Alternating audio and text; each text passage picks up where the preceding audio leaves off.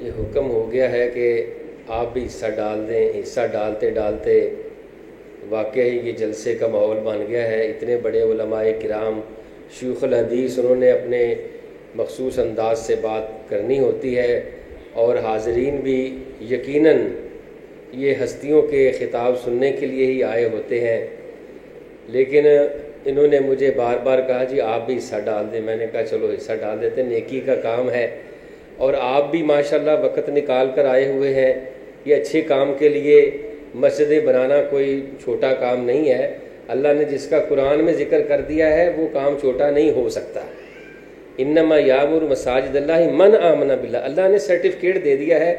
جو اللہ پر ایمان رکھنے والے ہیں، آخرت پر ایمان رکھنے والے ہیں، وہ اللہ کی مسجدیں بناتے ہیں.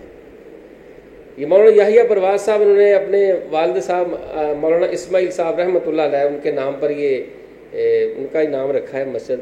اور بیت اللہ جو پہلا گھر اللہ کا بننے والا ہے اس دنیا میں، وہ بنانے والے حضرت ابراہیم اور اسماعیل علیہ السلام ہی تھے.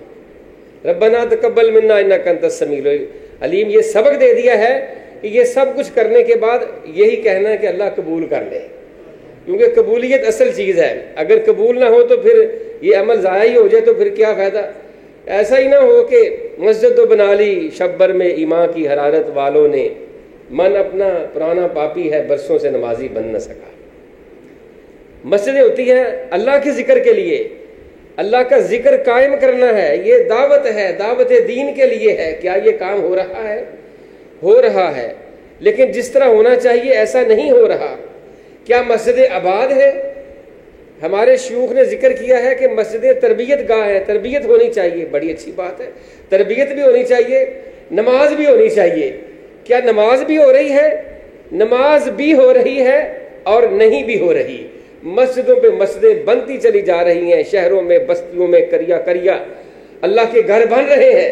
لیکن کچھ ایسے خوش نصیب ہیں جو دور چل کر بھی نماز پڑھنے کے لیے چلے جاتے ہیں. کچھ ایسے بد نصیب ہیں جن کا گھر مسجد کے ساتھ اور قریب ہوتا ہے، ان کو مسجد میں جانے کی توفیق نہیں ہوتی ہے. اور کچھ ایسے لوگ ہیں مسجد میں آ کر بھی جو اصل کام ہے نماز کا، اللہ کی عبادت ہے، اللہ کا ذکر ہے، قیام ہے، اللہ اکبر سے لے کر السلام علیکم ورحمۃ اللہ تک، یہ ایک عمل ہے. اس عمل میں کیا کرنا ہے؟ کیا پتا ہے کتنے لوگوں کو پتا ہوتا ہے، کتنے فیصد لوگوں کو اس کے بارے میں خبر ہے کہ ہم مسجد میں کیوں آئے ہیں، یہ 5 وقت کیوں آتے ہیں، کس لیے آتے ہیں، کیا مقصد ہے، نماز کے مقاصد کیا ہے؟ اصل تو نماز ہے نا، نماز کے مقاصد کا علم ہے. نماز میں جو مانگتے ہیں اس کا علم ہے، اپنے اللہ سے کال ملانی ہے. یہ کال دنیا کی کالیں ختم، دنیا کے خیالات ختم. ایک شیطان ہے جس کا نام خنزب ہے، جو نمازیوں کے درمیان آ کر وسوسے ڈالنے والا ہوتا ہے. وہ اس کو باتیں یاد کرواتا ہے. ایک آ جاتا ہے، آنے کے باوجود ہی نہیں آتا. وہ مسجد میں آیا ہے لیکن اس کا دماغ کہیں اور ہے، حاضر ہے لیکن حاضر نہیں ہے، کیونکہ اس کا تعلق اللہ سے قائم نہیں ہوا. اس کا تعلق، اس کی کال اللہ کے ساتھ نہیں ملی ہوئی. اللہ کے ساتھ دوستی لگانی ہے، اللہ کے قریب ہونا ہے. یہ نماز سب سے بڑا ذریعہ ہے اللہ کے قریب ہونے کا. اللہ کے قریب ہونے کے لیے اللہ اکبر سے لے کر السلام علیکم تک ہم کیا کچھ کہتے ہیں، کیا پڑھتے ہیں، کیا مانگتے ہیں، کیا سوال ہے، کیا ڈیمانڈ ہے، یہ سب پتہ ہے ہمیں. بہت کم لوگوں کو پتہ ہوتا ہے، بہت کم لوگوں کو پتہ ہوتا ہے کہ ہمیں اللہ نے کیوں بلایا ہے، کس لیے بلایا ہے. پہلے صبح بلا لیا ہے، پھر دوپہر کو، پھر عصر کو، پھر شام کو، پھر عشاء کو کیوں بلایا ہے. یہ سوال ہے.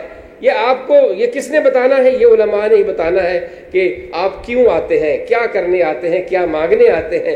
بخشش مانگنے آتے ہیں، اللہ کے سامنے حاضر ہو کر اس کی بندگی کے لیے اور اس کی بڑائی اور عظمت کے لیے آتے ہیں. یہ سب کام ہونے چاہیے. یہ ہے اصل بات، یہ ہے اصل تربیت، یہ ہے اصل تعلیم، کہ ان کو اس عبادت کے طریقوں کو بتایا جائے، ان کو سمجھایا جائے کہ تم نے یہ نماز پڑھنی ہے، اس کے یہ مقاصد ہیں.